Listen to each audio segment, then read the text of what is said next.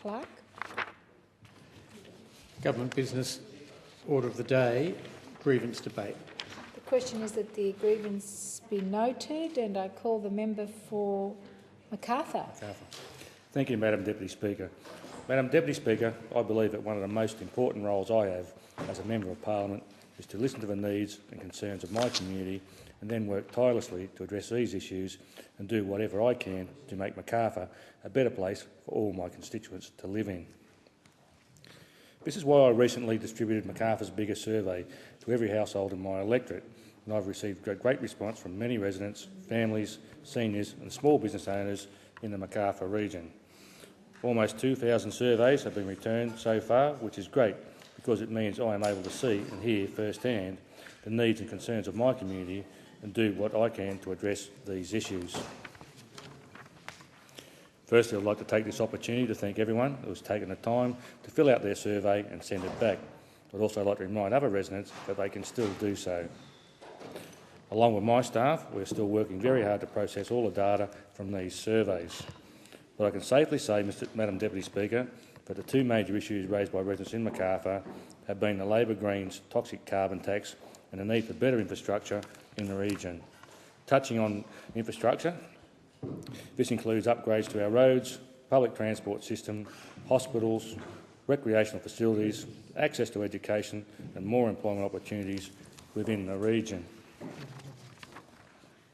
One of the biggest concerns raised so far is the rapid growth of housing developments in our area, with no accompanying investment to enhance the level of infrastructure, particularly roads, parking and public transport. Locals would also like to see more facilities for youth, such as recreational parks or centres, and more training opportunities for employment. These are great suggestions, considering many of the new housing developments in the region will primarily be home to young families. Mr Deputy Speaker, the people of Macarthur are on the pulse with these issues and are well aware that the population is expected to double in the next 2 decades. The Camden local government area alone is predicted to balloon to a massive 390% by 2036, with about 250,000 more residents moving into the area. This compares with 62% growth in Wallandilly and 59% for Campbelltown. It is vital the infrastructure required for new and existing residents in my community is provided before the growth occurs so that my electorate remains strong and resilient as it grows. That is why I was very surprised to see Macarthur had been so neglected in this year's federal budget.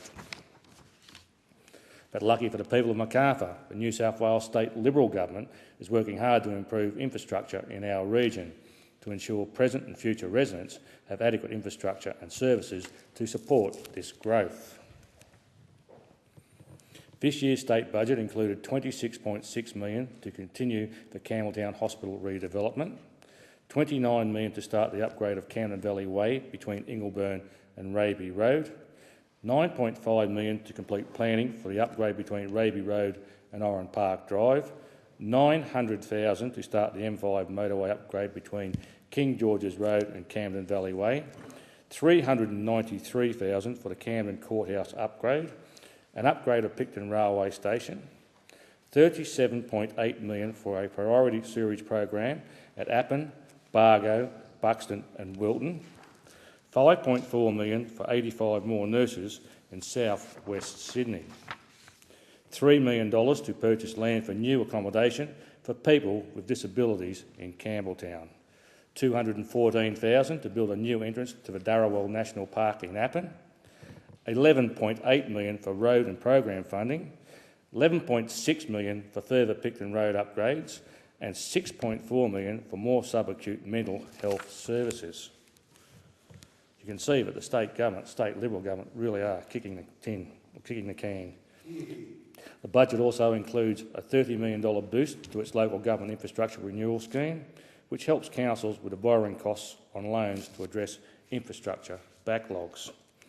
First home buyers in Macarthur will also be $19,245 better off when they buy a new home under a new building the state package to boost housing construction.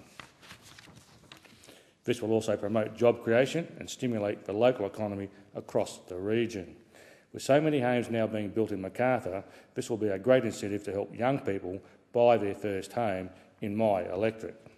It also encouraged those from the outside the area to build their new home in one of the many new estates in Macarthur, such as Oran Park Town, Gregory Hills, Spring Farm, Camden Estate and the Ridges Estate in Eldersley. I'd like to thank the member for Wallandilly, Jai Rao, the member for Campbelltown, Brian Doyle, and the member for Camden, Chris Patterson, for their hard work to support the people of Macarthur through their budget. It's interesting, all this investment comes after we get rid of a Labor government that invested nothing in the Macarthur region over a 16-year period, or very little. I know they have fought hard for their communities, and it's great to see the Premier and New South Wales Treasurer funding so many projects across my electorate. The money spent on improvements to Macarthur's roads and public transport will help ease the pain for local communities, as more than 75% of Macarthur's population leave the area and commute to work on a daily basis. I've already mentioned in Parliament the need for more employment lands in Macarthur so that people can live and work in what I consider to be one of the best places in the world. Until these employment lands are generated, we need adequate roads and public transport options for residents in my community who spend up to 3 or 4 hours a day commuting to and from work. Macarthur is a fantastic place to live, and anything we can do to improve the life of residents in my community, especially when it comes to more time spent at home with their families, is a good thing. That is why I'm very pleased to see the New South Wales Government pouring so much funding into Macarthur's roads and public transport.